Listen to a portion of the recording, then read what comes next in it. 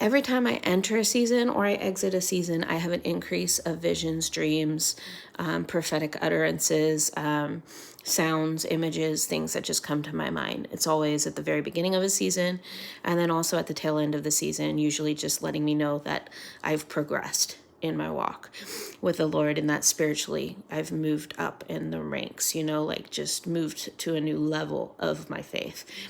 And that has just been an answer to me, and helps me to know when I've moved forward. And so I had this dream yesterday, and it was me in this long line. It was a decades long line, which is prophetic to me. And I finally get into this massive auditorium, and it was like God was answering my prayer, because I kept on asking him in this last season, please clarify for me, Lord, because I believe that you've delivered me from my enemies. You've removed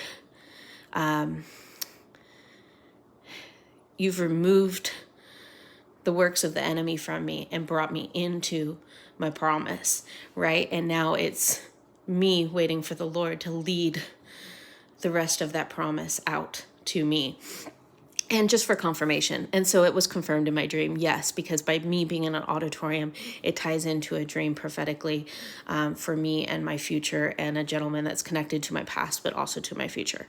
Okay, so I get into the auditorium and I go through this long line, and I am at a table, and this man named Jesse comes up and he says, I need to give you a shot in your vein.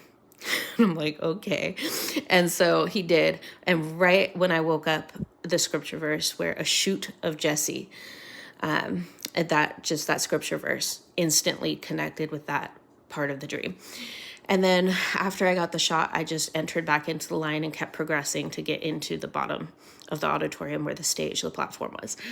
And I had an instant vision of that gentleman from my past connected to my future in an old historic town on a cobble street, just this little narrow street. And he's sitting there in a carriage, like a Amish carriage buggy, right? And he's got the ropes he's holding in his hand. He's got a hat on and he's sitting there and he's trying to move the carriage, but there's no horses.